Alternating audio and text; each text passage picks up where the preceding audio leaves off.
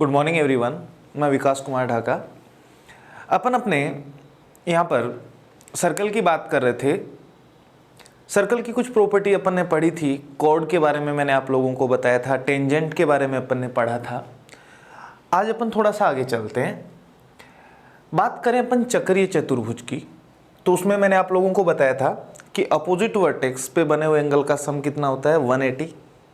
या यूं कह सकते हैं अपन कि किसी भी वर्टेक्स पे बना हुआ एक्सटीरियर एंगल बहिष्ठ कोण उसके ऑपोजिट वर्टेक्स पे बने हुए इंटीरियर एंगल के बराबर होता है।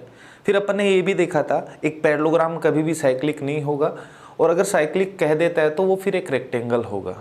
एक रोम्बस कभी भी साइक्लिक नहीं होगा, और अगर आपको ये बोल देता है कि ABCD एक रोम्बस है, समचतुर्भुज है, और वो साइक्लिक क्वाड्रिलेटर चक्रीय भी है, तो आपको समझ जाना है वो स्क्वायर की बात कर रहा है। एक ट्रिपेजियम कब साइक्लिक होता है, जब वो आइसोसेलेस ट्रिपेजियम हो, ये अपन ने देखा था। आगे देखो, अगर अपन बात करें एक ऐसे चतुर्भुज की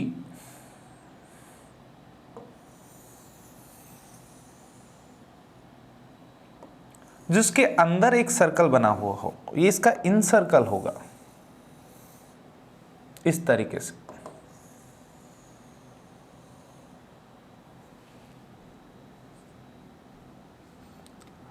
इस बार ये साइक्लिक क्वाड्रिलेटर नहीं कह सकते अपन। साइक्लिक क्वाड्रिलेटर वो होता है बच्चों जो सर्कल के अंदर क्वाड्रिलेटर हो। इस बार अपन ने क्वाड्रिलेटर के अंदर सर्कल बनाया है, नाम दे देता हूं मैं A, B, C और D। ये जो सर्कल इसको टच कर रहा है, मान लीजिए ये पॉइंट P है, ये पॉइंट Q है, ये पॉइंट R और ये वाला पॉइंट S। इस सर्कल का जो सेंटर होगा O नाम दिया मैंने।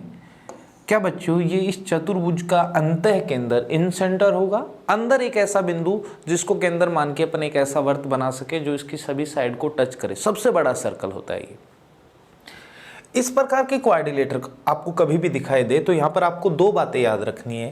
पहली, इस चतुर्भुज की आमने सामने की साइड का सम हमेशा बराबर होता है। आमने सामने की साइड का सम से मतलब क्या है अपना, AB भुजा के सामने वाली भुजा कौन सी है, DC। तो AB प्लस DC बराबर होगा AD प्लस BC। बराबर क्या होगा, AD प्लस BC, ये अपन कह सकते हैं।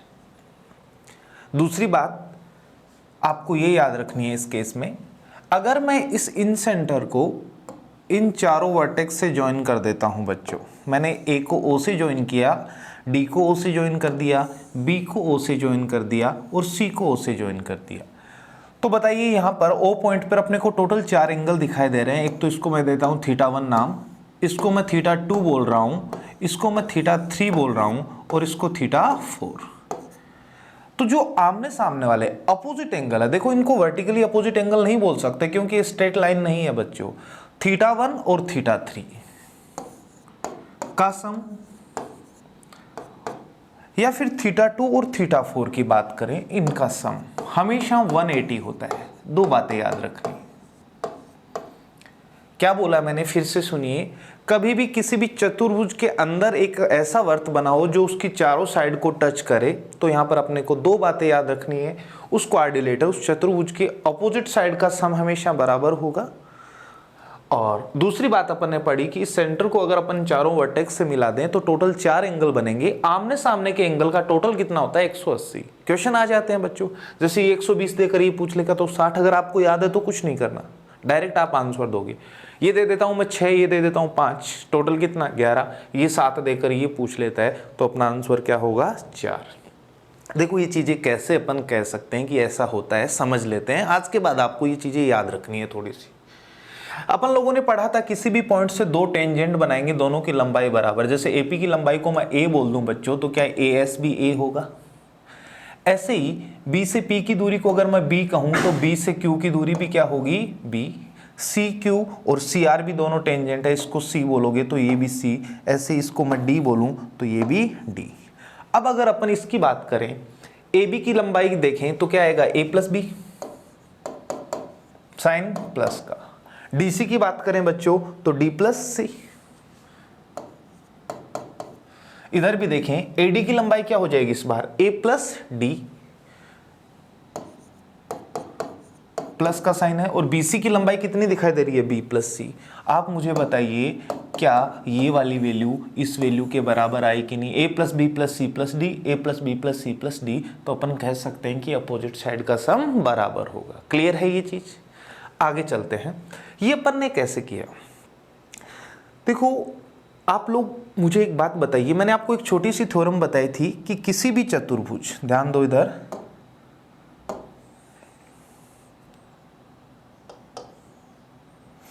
हाँ मैंने आप लोगों को एक बात बताई थी कि किसी भी चतुर्भुज के कंटिन्यू दो वर्टेक्स के जो एंगल बाइसेक्टर होंगे, एंगल बाइसेक्टर वो जिस पॉइंट पे मिलते हैं, जैसे इसको ABCD नाम दूं मैं और इस पॉइंट को P कहूं, तो अपन ने पढ़ा था कि ये P पे बना हुआ कोण है वो A और B के टोटल का हाफ होता है, इन दोनों के सम का ये हाफ होता है, पढ़ा था क्या? तो देखो बच्चों आप मुझे बताइए क्या ये एंगल बाइसेक्टर होगा? इन सेंटर भी है, इन सेंटर एंगल बाइसेक्टर मिलते हैं वहाँ। या फिर ऐसे समझ लो, मैंने आप लोगों को ये भी बताया था किसी भी पॉइंट से दो टेंजेंट बना सकते हैं, दोनों की लंबाई बराबर होती है और उसी पॉइंट को अगर मैं सेंटर से मिलाता हूँ तो ये हमेशा एंगल बाइसेक्टर होता है, अपन ने पढ़ा था टेंजेंट में। तो आप मुझे ये बताइए जो θ3 है, कौन सा? θ3, ये बच्चों A और B टोटल इन दोनों के सम का हाफ होगा क्या? ठीक है। ऐसे ही मैं बात करूं θ1 की, क्या इस बार A और B के एंगल बाइसेक्टर है, तो बच गए कौन कौन से? C और D, क्या इन दोनों के टोटल का हाफ होगा ये θ1? तो आप लिख सकते हो यहाँ पर C प्लस D/2। अगर मैं इन दोनों इक्वेशन को ऐड करूं तो आप कहोगे सर θ1 प्लस θ3 बराबर, इन दोनों को ऐड करोगे बच्चों तो आएगा A plus B plus C plus D/2। क्या एक चतुर्भुज के तीनों कोणों को, चारों कोणों का योग 360, लेकिन अपन हाफ करेंगे तो 180। θ1 प्लस θ3 बराबर अपन ने कितना प्रूव कर दिया? 180। ऐसे ही आप θ2 और θ4 का टोटल भी 180 प्रूव कर सकते हो। क्लियर है? आगे चलते हैं अपन। देखिए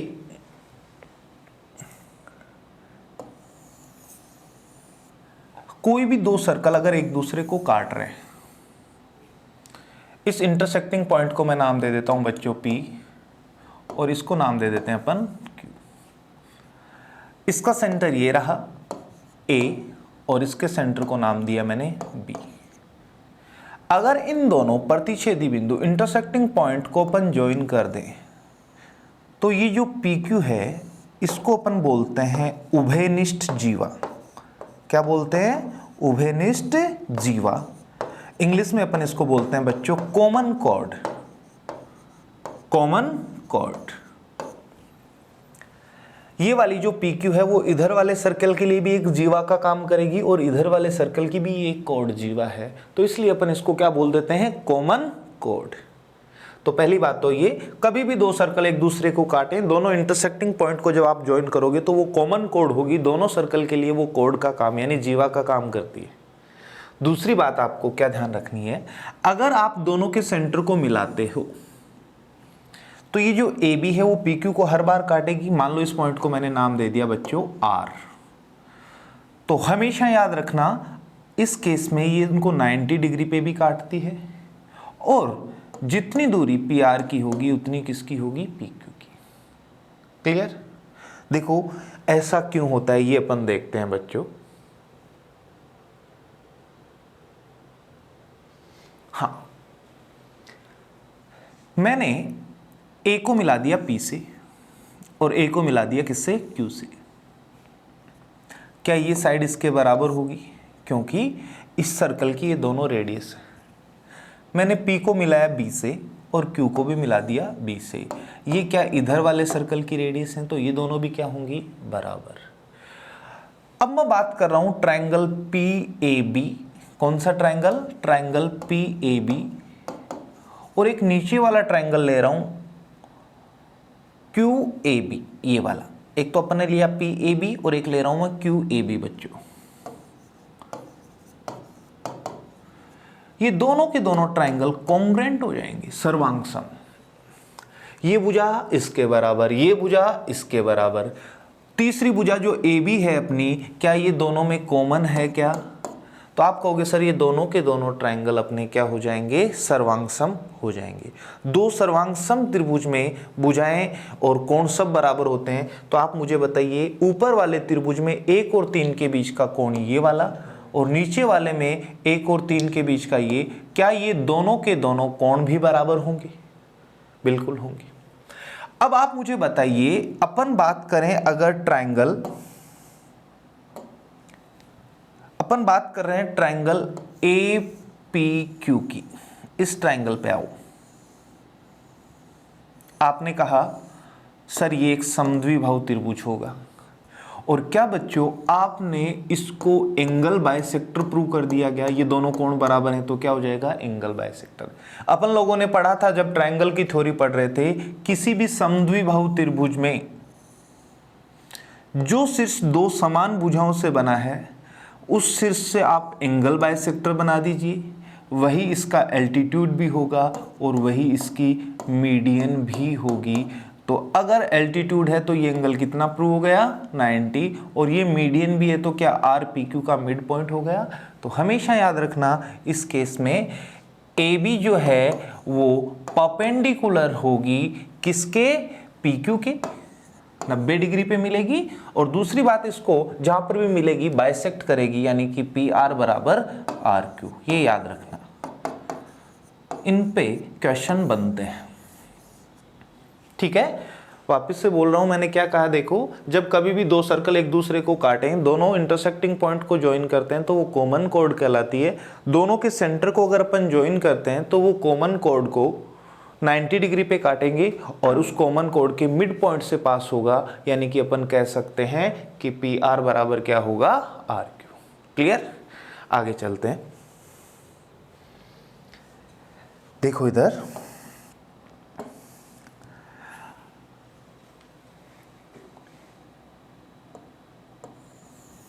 मैं कुछ यहां पर कंडीशन ले रहा हूं।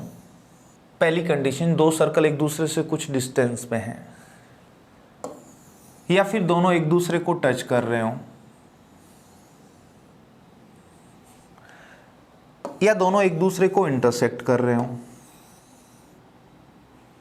या फिर बच्चों एक सर्कल को दूसरा सर्कल अंदर से टच कर रहा हो, या फिर दो सर्कल एक दूसरे के अंदर स्थित हो। अगर इन दोनों का सेंटर सेम हो, जरूरी नहीं सेम हो, अगर हो तो ये दोनों एक दूसरे के सकेंद्रीय वर्त कहलाते हैं। कौन से कहलाते हैं, सकेंद्रीय वर्त कहलाते हैं। को सेंटर सर्कल अपन इन्हें बोलते हैं, को सेंटर सर्कल, ठीक है। देखो अब बात करें अपन उभयनिष्ठ स्पर्श रेखा की। क्या बोल रहा हूं मैं, उभयनिष्ठ स्पर्श रेखा। इंग्लिश में अपन इसे कहेंगे कॉमन टेंजेंट बच्चों, कॉमन टेंजेंट। एक ऐसी स्ट्रेट लाइन जो दोनों में कॉमन हो।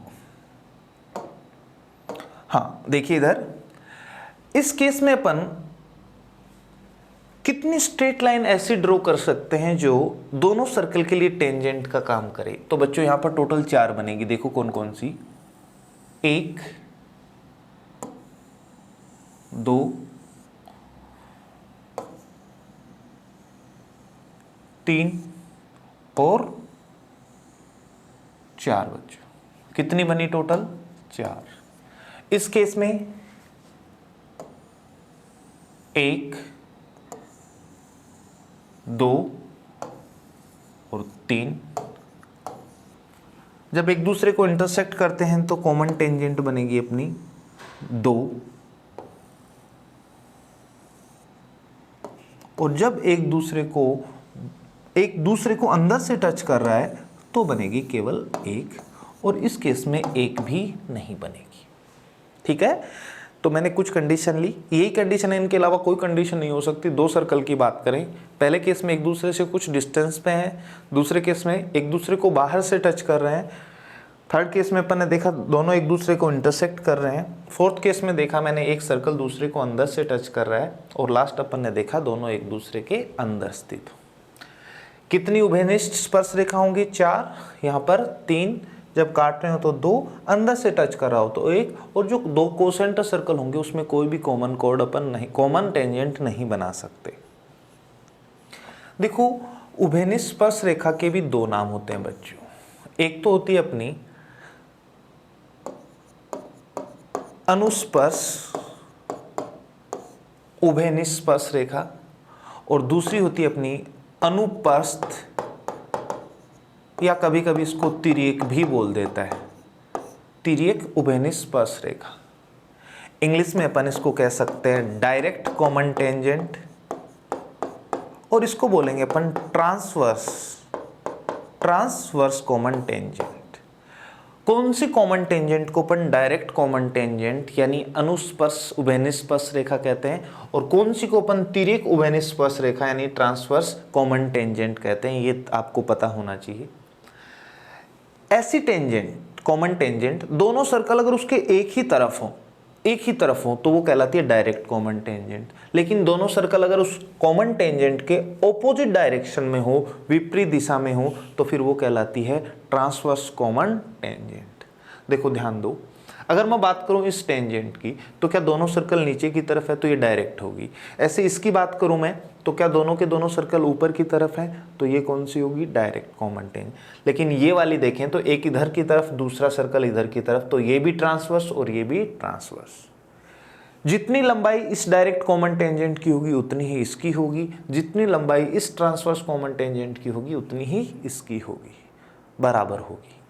तो आप मुझे एक बात बताइए, कभी भी आपको उभयनिष्पर्श रेखा की लंबाई पूछ ली जाए तो एक तो आपको मिलेगी दोनों के केंद्र के बीच की दूरी, और दूसरा आपको मिलेगा उन दोनों की रेडियस। अब आपको हर बार नाम नहीं देगा। अगर ये कंडीशन है तो आपको जरूर कहेगा कि कौन सी टेंजेंट निकालनी है, डायरेक्ट कॉमन टेंजेंट निकालनी है या ट्रांसवर्स, क्योंकि दोनों निकाल सकते हैं।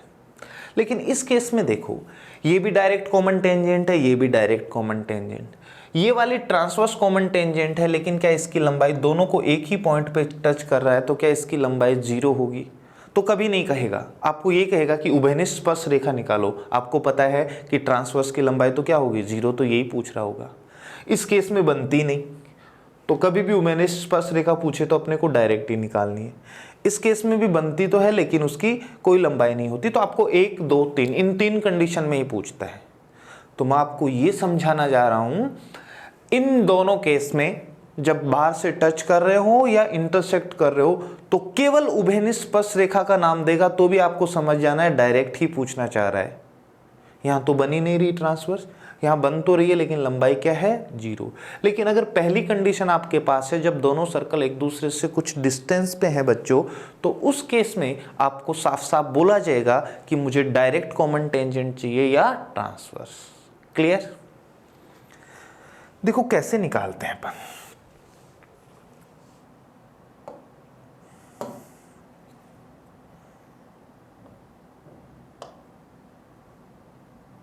हाँ,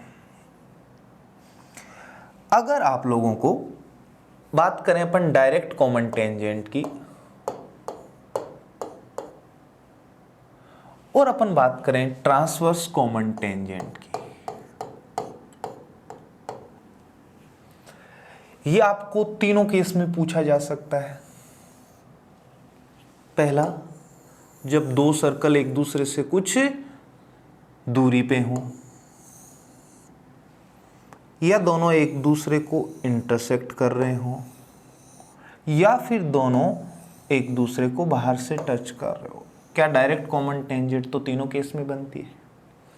मान लीजिए इसका सेंटर है A, इसका सेंटर है B। आपको डायरेक्ट कॉमन टेंजेंट PQ की लंबाई निकालनी है। PQ की लंबाई आपको निकालनी है। आपको दोनों की रेडियस भी गिवन होगी। क्या ये एंगल 90 होगा? उसी पॉइंट पे स्पर्श रेखा है और उसी पे क्या है बच्चों, रेडियस। मान लो कैपिटल R दे रखी है, इसकी टेंजेंट रेडियस भी आपको दे रखी है स्मॉल r, और आपको दोनों के सेंटर के बीच की डिस्टेंस भी दे रखी है d। फिर आपको PQ की लंबाई पूछ ली जाती है। दोनों वृत्त की त्रिज्या दे देगा, दोनों के केंद्र के बीच की दूरी दे देता है और आपसे पूछ लेगा कि डायरेक्ट कॉमन टेंजेंट की लंबाई बताइए। तो देखो कैसे करें, समझते हैं एक बार इसको। एक फॉर्मूला बनाएंगे यहां से अपन। आप मुझे एक बात बताइए, अगर ये भी परपेंडिकुलर है इस लाइन पे PQ पे और ये भी परपेंडिकुलर है, तो क्या बच्चों दोनों पैरेलल होंगी क्या? दो परपेंडिकुलर कभी नहीं काटेंगे आपस में, क्योंकि इन दोनों कोणों का योग 180।